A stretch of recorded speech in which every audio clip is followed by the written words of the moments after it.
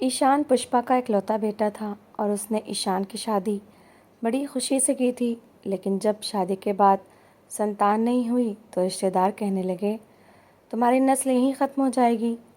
ये सुनकर पुष्पा परेशान हो जाती और पहले तो बेटे से कहने लगी कि तलाक देकर दूसरी शादी कर लो। जब बेटा नहीं माना तो वो सिया को लेकर वैद्यों और ओझाओं के पास जाने लगी।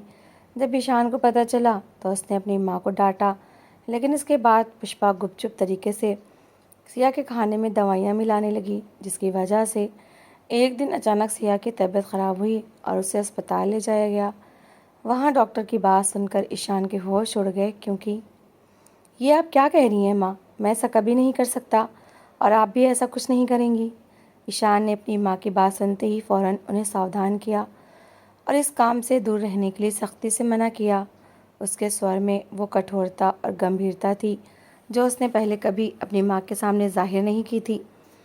लेकिन पुष्पा भी अपने इरादे की पक्की थी और इतनी आसानी से हार मानने वाली नहीं थी। वो अपने बेटे की बात सुनकर भी अपने फैसले से पीछे हटने को तैयार नहीं थी।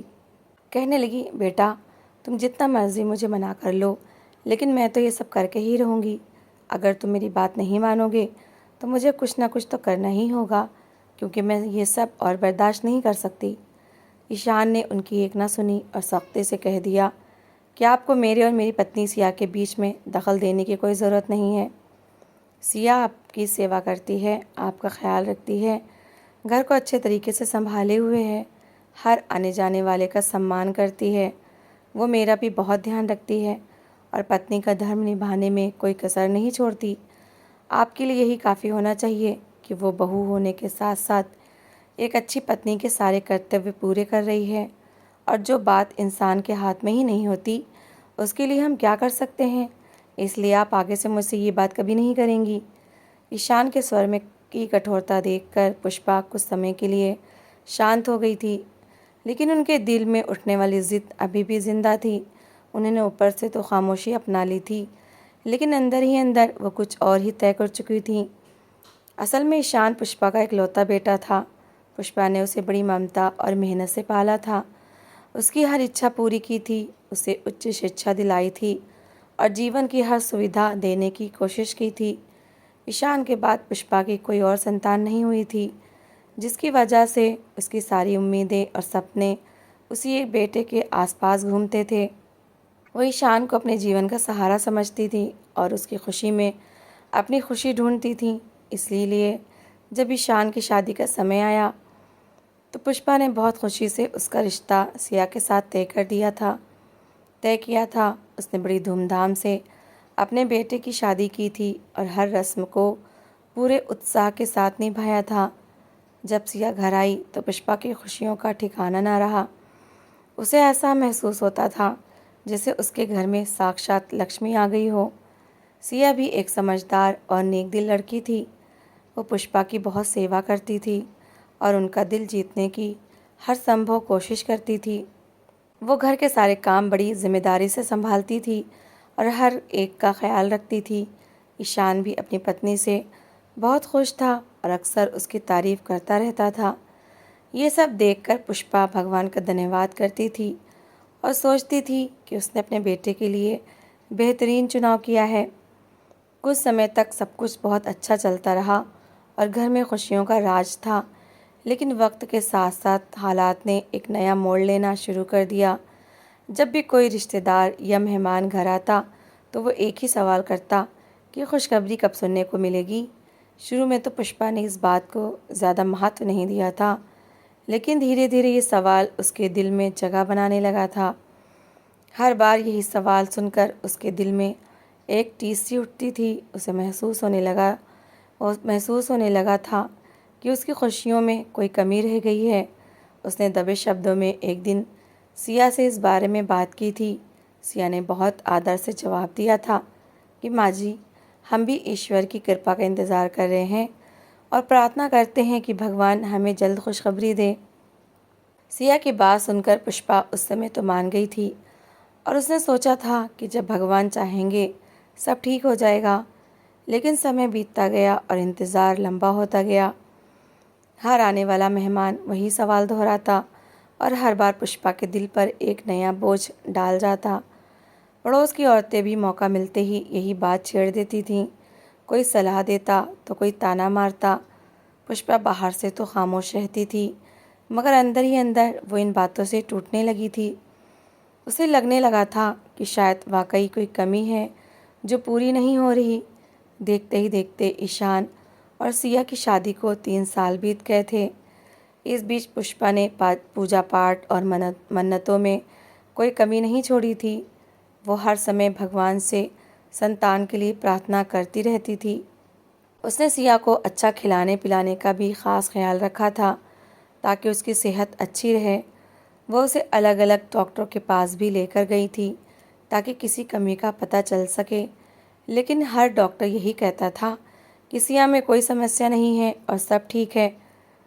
वो सिर्फ ये कहते थे कि ये सब ईश्वर के हाथ में है और जब सही समय आएगा सब कुछ हो जाएगा। डॉक्टर की ये बात सुनकर पुष्पा कुछ देर के लिए तो शांत हो जाती थी, लेकिन जैसे ही वो दोबारा लोगों के सवाल सुनती, उसका धैर्य जवाब देने लगता था। उसे लगता था कि दुनिया के सामने वो क्या जवाब दे। उसके दिल में ये इच्छा बहुत गहरी हो गई थी कि उसके घर में भी एक नन्हा सा बच्चा हो जिसकी आवाज़ से घर गूंज उठे। वो अपने पोते या पोती को गोद में खिलाने के सपने देखती थी और इन्हीं सपनों के सहारे दिन गुजारती थी। लेकिन हकीकत ये थी कि ये सपने अभी तक पूरे नहीं हो रहे थे और यही बात उसे बेचैन रखती थी। ऐसे हालात में पुष्पा का व्यवहार सिया के प्रति पूरी तरह बदलने लगा था। जो सास पहले उसे बेटी बेटी कहकर नहीं थकती थी, अब उसे देखकर नफरत से मुंह मोड़ लेती थीं। पहले वो उसके लाड उठाती थीं, उसकी छोटी छोटी इच्छाएं भी खुशी से पूरी करती थीं, मगर अब उसके स्वर में कड़वाहट और व्यवहार में अजनबीपन आ चुका था।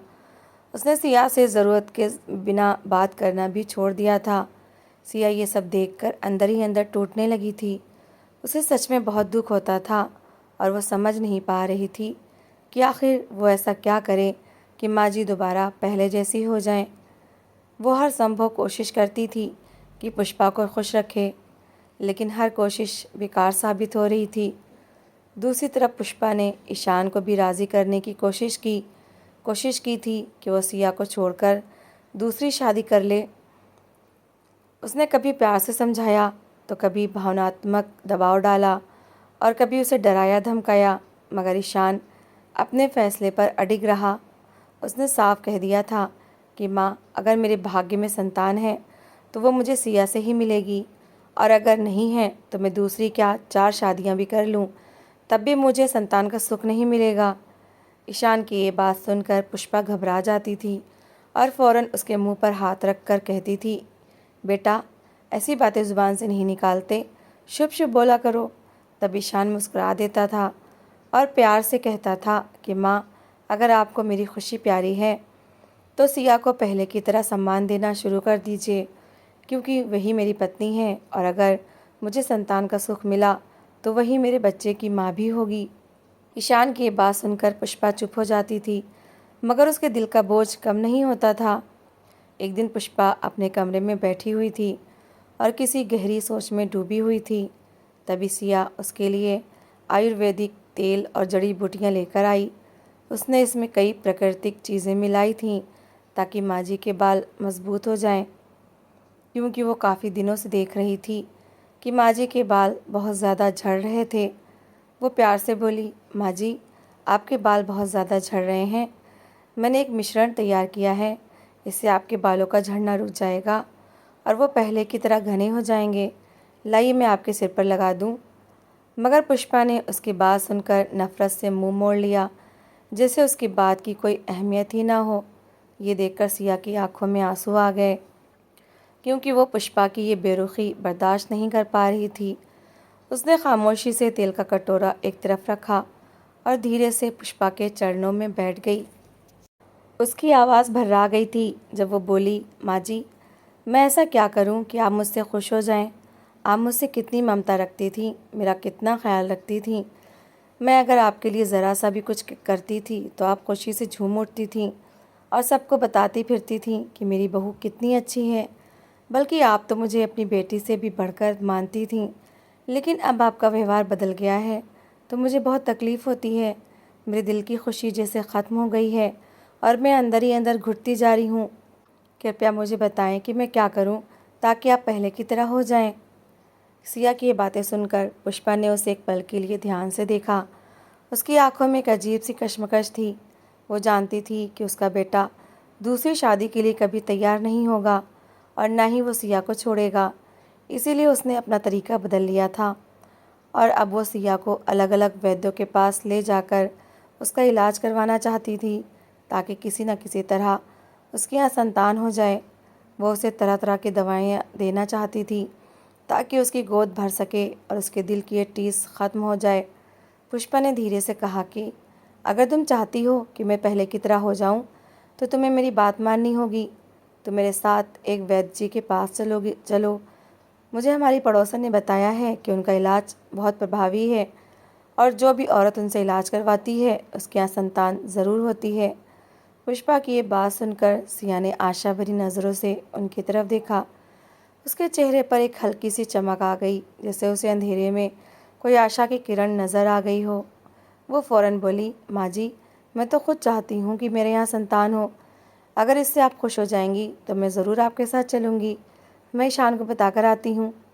ये सुनकर पुष्पा ने फ़ौरन उसका हाथ पकड़ लिया और थोड़ी सख्ती से कहा, नहीं, तुम ईशान को कुछ नहीं बताओगी क्योंकि वो तुम्हारे इस इलाज के लिए भी राज़ी नहीं होगा। इसलिए तुम मेरे साथ चुपके से चलो और ये बात हम दोनों के बीच ही रहनी चाहिए। सिया एक पल के लिए रुक गई। उसका मन नहीं मान रहा था कि वो अपने पति से बात छिपाकर कोई कदम उठाए, लेकिन माँ जी को खुश करने के लिए अब उसे यही रास्ता नज़र आ रहा था। उसने हिचकिचाते हुए सिर हिला दिया और कहा कि ठीक है माँ जी, ये बात हमारे बीच में ही रहेगी। पुष्पा ये सुनकर संतुष्ट हो गई थी। उसके दिल में एक नई उम्मीद जाग उठी थी कि शायद इस वैद्य के इलाज से सब कुछ ठीक हो जाएगा और उसके घर में भी खुशियों की आवाज़ें गूंज उठेंगी। वो सोचने लगी कि जब सिया के यहाँ संतान हो जाएगी तो उसका दिल खुद ब खुद मोम हो जाएगा और वो उसे पहले की तरह ही चाहने लगेगी। फिर वो अपने पोते या पोती के साथ समय बिताएंगी और उनके साथ खेलेंगी, उनसे बातें करेंगी और अपनी सारी कमियों को भूल जाएंगी। उसके दिल में छिपे सारे गिले शिकवे अपने आप ख़त्म हो जाएंगे और उसका घर एक बार फिर खुशियों से भर जाएगा।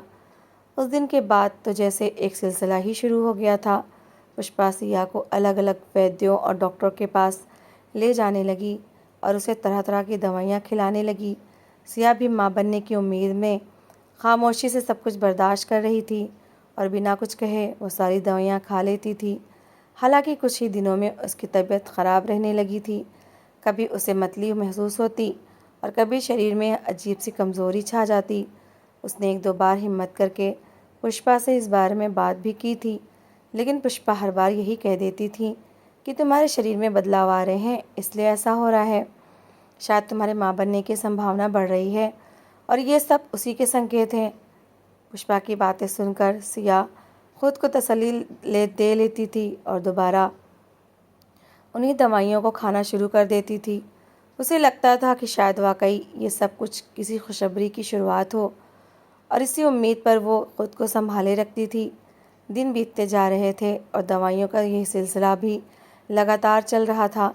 एक दिन दोपहर के समय जब ईशान अचानक घर आया तो उसने देखा कि सिया हाथ में एक छोटी सी पुड़िया लिए बैठी है और उसे खाने वाली है। ईशान की नज़र जैसे ही उस पर पड़ी तो वो चौंक गया और फ़ौरन उसके पास आकर पूछने लगा कि ये तुम क्या खा रही हो। सिया घबरा गई और उसके हाथ कांपने लगे।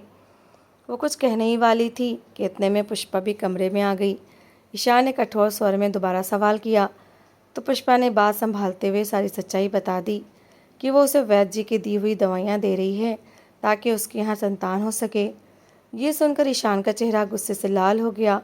उसने फ़ौरन सिया के हाथ से वो पुड़िया छीनकर फेंक दी और गुस्से में बोला, ये सब क्या हो रहा है? मैंने आपसे साफ मना किया था माँ कि आप इस तरह के चक्कर में ना पड़ें, फिर भी आप नहीं मानी। इसके बाद उसने सिया की तरफ देखा और थोड़ी सख्ती से कहा, तुमने मुझे बताना भी ज़रूरी नहीं समझा? तुम्हें पता भी है कि ये सब चीज़ें तुम्हारे लिए कितनी हानिकारक हो सकती हैं? सिया की आंखों में आंसू आ गए और वो कुछ ना कह सकी। ईशान ने गुस्से में आकर उससे कसम ले ली कि वो आगे से कभी ऐसी कोई दवा नहीं खाएगी चाहे कुछ भी हो जाए। सिया ने मजबूरी में सिर हिला दिया क्योंकि वो ईशान को और ज़्यादा नाराज़ नहीं करना चाहती थी। पुष्पा ये सब देखकर चुप हो गई थी, लेकिन उसके दिल में अपनी ज़िद अभी भी बाकी थी। जब उसने देखा कि सिया ने कसम खा ली है, तो वो समझ गई कि अब वो अपनी मर्ज़ी से ये दवाइयाँ नहीं खाएगी। इसीलिए उसने एक नया तरीका निकाल लिया था। उसने चुपचाप सिया के खाने में वो दवाइयाँ मिलाना शुरू कर दी, ताकि उसे पता भी ना चले और इलाज भी जारी रहे। सिया अनजाने में वो सब खाती रही और उसकी तबीयत दिन ब दिन बिगड़ने लगी। उसके चेहरे की रंगत पीली पड़ने लगी और वो हर समय कमज़ोरी महसूस करती थी। कभी उसे चक्कर आते तो कभी जी मिचलाने लगता। ईशान भी अब उसकी हालत देखकर परेशान होने लगा था। वो बार बार उससे पूछता कि तुम्हें क्या हो रहा है, लेकिन सिया हर बार यही कहती कि शायद कमज़ोरी है, ठीक हो जाएगी। लेकिन हकीकत ये थी कि उसकी हालत दिन ब दिन ख़राब होती जा रही थी। एक दिन सुबह के वक्त अचानक सिया को बहुत तेज़ मतली हुई और वो दौड़कर वॉशरूम की तरफ गई। वहाँ जाकर उसे उल्टी हुई और जब उसने नज़र उठाकर देखा तो उसमें हल्का हल्का खून भी था।